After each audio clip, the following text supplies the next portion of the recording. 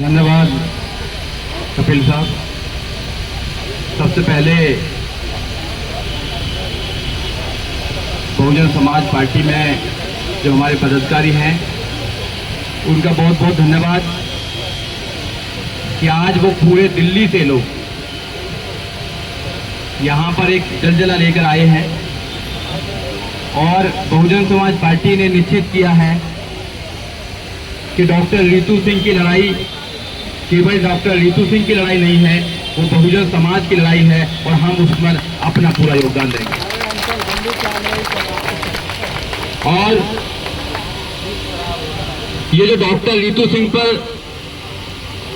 जो अत्याचार हो रहा है, मैंने कल भी जब पहले आए थे हम परसों, तो हमने पहले भी कहा था कि अत्याचार पहली बार नहीं हो रहा है। ये अत्याचार का सिलसिला बहुत लंबा है। इस अत्याचार का जो सिलसिला है वो बाबा साहब डॉक्टर अम्बेडकर के समय भी था, वो माननीय काशीराम साहब के समय भी था, ज्योतिबा फूले के समय भी था। मगर बाबा साहब डॉक्टर अम्बेडकर ने उस अत्याचार का इलाज करके आपको दे दिया था।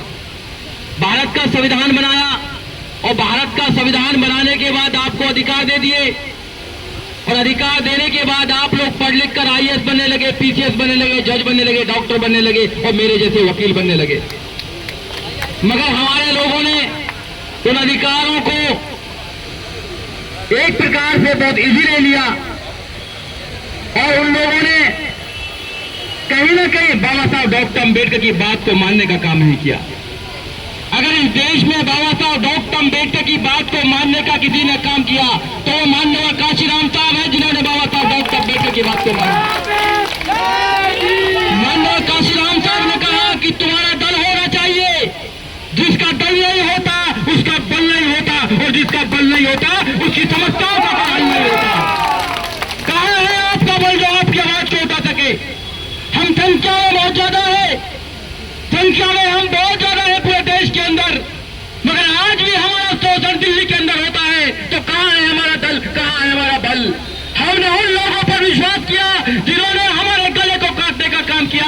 हम फुटबॉल की तरह हैं, हम फुटबॉल की तरह हैं। एक प्लेयर रहते लात मारता है तो दूसरे की तरफ चले जाते हैं और दूसरा लात मारता है तो तीसरे की तरफ चला जाते हैं। हम अपनी ताकत कब बनाएंगे? कब बनाएंगे हम अपनी ताकत? जब तक आप अपनी ताकत नहीं बनाएंगे इन समस्याओं का हल नहीं होने वाला है। अगर होने वाला तो बताइए मुझे कोई रास्ता हो तो। जो धरना प्रदर्शन दूसरों के लिए करते थे आज उनके लिए धरना प्रदर्शन करना पड़ रहा है। देखिए डॉक्टर रितु सिंह का एक ही अपराध है, क्योंकि वो बोलना जानती है, वो आंखों में आंखें डालकर सवाल करती है कि आप मेरे अधिकारों को कैसे मार सकती है। ये उनका अपराध है। क्या हम बोलना छोड़ दें? हम नहीं बोलेंगे, हम नहीं बंद करेंगे अपना बोलना, बोलेंगे और जब तक बोलेंगे जब तक हम अपना न्याय नहीं ले लेंगे। बाबा साहब डॉक्टर अम्बेडकर ने कहा कि समाज कैसा होना चाहिए? समाज 4 चीजों पर न्याय आधारित होना चाहिए। पहला, समाज में न्याय होना चाहिए। क्या इस देश के अंदर न्याय होता है हमारे खिलाफ? हमारे साथ नहीं होता है, अन्याय होता है हमारे खिलाफ। जिस देश के अंदर मूंछों के नाम पर मार दिया जाता हो, जिस देश में बारात नहीं चढ़ने दी जाती हो, जिस देश में गौरी पर नहीं चढ़ने दिया जाता हो, जिस देश में यूनिवर्सिटी के अंदर डॉक्टर रितु को निकाल दिया जाता हो, पढ़े लिखे लोगों के साथ शोषण होता हो, वहां पर कैसे हम कह सकते हैं कि इस देश में न्याय होता होगा? इस देश में न्याय नहीं होता। क्या इस देश में समता की बात की जाती है? इस देश में समता की बात नहीं की जा सकती है। कुछ लोग भारत के संविधान को खत्म करके असमता पर आधारित समाज बनाना चाहते हैं। वो क्या करना चाहते हैं भारत के संविधान को बदलकर? आप लोगों को जानना होगा।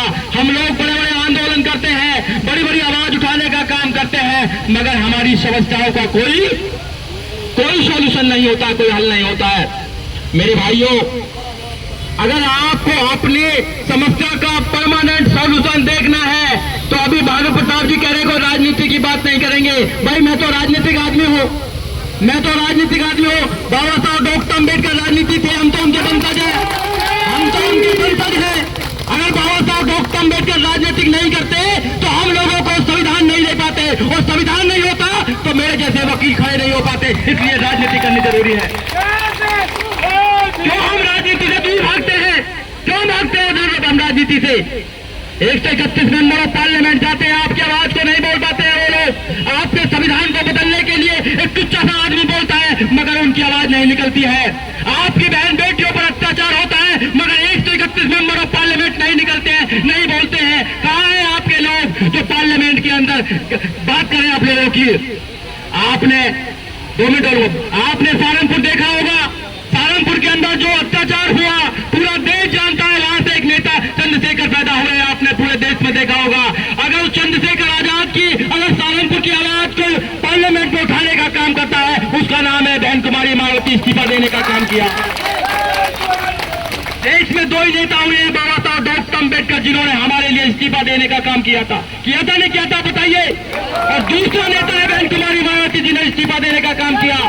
मैं झूठ नहीं बोल रहा, आप देखिए ऐसे नेता चाहिए हमें लोग, पर हम लोग अपने नेता देखना ही नहीं चाहते, अपनी ताकत देखना ही नहीं चाहते। कब तक आप दूसरों के चक्कर में रहेंगे? कब तक आप भीख मांगते रहेंगे कि न्याय दे दीजिए, न्याय दे दीजिए, न्याय दे दीजिए? हमको मार दिया। आपको कोई न्याय देने वाला नहीं है, आपको कोई सम्मान देने वाला नहीं है, आपको कोई नेता बनाने वाला नहीं है, आपकी बात तो कोई सुनने वाला नहीं है। ये अत्याचार कौन करता है? अभी चार्जशीट हिट कर दिया, गिरफ्तार नहीं किया। किसकी ड्यूटी थी? पुलिस वालों की ड्यूटी थी। अगर हमारा एक व्यक्ति अगर ट्वीट भी कर देता है तो गिरफ्तार करके उसका जलजला निकाल देते हैं। निकाल देते। डॉक्टर रतनलाल जी का क्या करा डॉक्टर रतनलाल जी के साथ? एक ट्वीट किया, पुलिस उनको उठाकर ले गई और उनको पीटने का भी पूरा प्रबंध कर रखा कोर्ट के अंदर। अगर हमारे वकील नहीं होते, बहुजन समाज पार्टी अगर वकील नहीं होते तो काम नहीं बनता। इसलिए मैं आप लोगों को बताना चाहता हूँ, अपनी ताकत बनाइए, अपने लोगों को पहचानिए। हम सब लोग को जानते हैं। इधर डीसी कपिल जी है, लंबे समय से आंदोलन कर रहे हैं। महमूद प्राचा जी है, लंबे समय से आंदोलन कर रहे हैं। डॉक्टर रीतू सिंह है, लंबे समय से आंदोलन कर रहे हैं। आदरणीय सीपी सिंह जी है, इधर है राजेंद्र भाई हमारे आगे हैं, जो मिनिस्टर साहब है। मैं कहना चाहता हूँ, देखिए समाज की आवाज को पूरे देश में उठाने का काम करते नहीं करते? बताइए आप लोग करते ना करते? बाबा साहब डॉक्टर अम्बेडकर की बात को गाँव घर जाऊंगे पूरे देश में जाके उठाने काम करते नहीं करते? मगर जब उन्होंने बाबा साहब डॉक्टर अम्बेडकर की 22 फीट से क्या लगी तो ऐसी कौन सी मजबूती इस्तीफा देना पड़ा? कैसा इस्तीफा देना पड़ा बताइए? दूसरे पार्टियों में हम लोग कितने भी बड़े बन जाए, कोई हमारा कुछ होने वाला नहीं है। इसलिए मेरे भाइयों, जुल्म के साए में मुंह खोलेगा कौन? जुल्म के साए में मुंह खोलेगा कौन? और हम भी चुप रहेंगे तो फिर बोलेगा कौन? हमें बोलना पड़ेगा, जागना पड़ेगा। और मैं एक बात और कहना चाहता हूँ, हमारे वहाँ डॉक्टर रीतू सिंह बैठे हुई है। आपसे हम लंबे समय से आपको जानते हैं, आपके आंदोलन को जानते हैं, आपके पूरे हम व्यक्तित्व को जानते हैं। आप लड़ाकू हैं, आप ऐसे डॉक्टरों से, ऐसी महिला से जो मानसिकता है, जो गिरसित मानसिकता से आप उनसे झुकने वाली नहीं है। ये पूरा समाज आपके साथ है, पूरा समाज आपके साथ है। और बहुजन समाज पार्टी तो आपके साथ में कंधे से कंधा मिलाकर रात दिन काम करेगी। आप सिर्फ बताएं क्या करना है। अगर धरना भी उसके वहां करना पड़ेगा, हम लोग सबसे आगे रहेंगे, हम न करने का काम करेंगे। ये हम वैसे कह के नहीं जा रहे हैं। हम परसों वादा करके गए थे आप लोगों से, आदरणीय सीपी सिंह जी यहाँ बैठे हुए हैं। उन्होंने वादा किया था कि हम आएंगे लौटकर। हम आए हैं आज और हम डेली यहाँ आएंगे और डेली आपके लिए समर्थन करेंगे, तन मन धन से काम करेंगे। ऐसे नहीं पूरी दिल्ली के अंदर जल जला करेंगे। आप बड़े आंदोलन की बात कर रहे हैं, बड़े आंदोलन में अभी हमारे भाई ने कहा, हमारे भाई यहाँ बैठे चले गए, उन्होंने कहा कि हम सीवन नाली को रोकने का काम करेंगे, हम सड़क को भी रोकेंगे, हम संसद को भी रोकने का काम करेंगे। हमारे अंदर ताकत है। जिस दिन हम लोग खड़े हो जाएंगे उस दिन बात बन जाएगी साथियों, बात बन जाएगी। मैं आखिरी एक शेर के माध्यम से अपनी बात को खत्म करूंगा। ये बहुजनों अपनी आहों में असर पैदा करो, ये बहुजनों अपनी आहों में असर पैदा करो। जुल्म से लड़ने को तुम शेर जिगर पैदा करो। अगर बचाना चाहते हो मान सम्मान स्वाभिमान तो सुनो, घर घर में एक बाबा साहब डॉक्टर अम्बेडकर माननीय काशीराम साहब पैदा करो, माननीय काशीराम साहब पैदा करो। जय भीम, जय भारत, नमो बुद्धाय साथियों।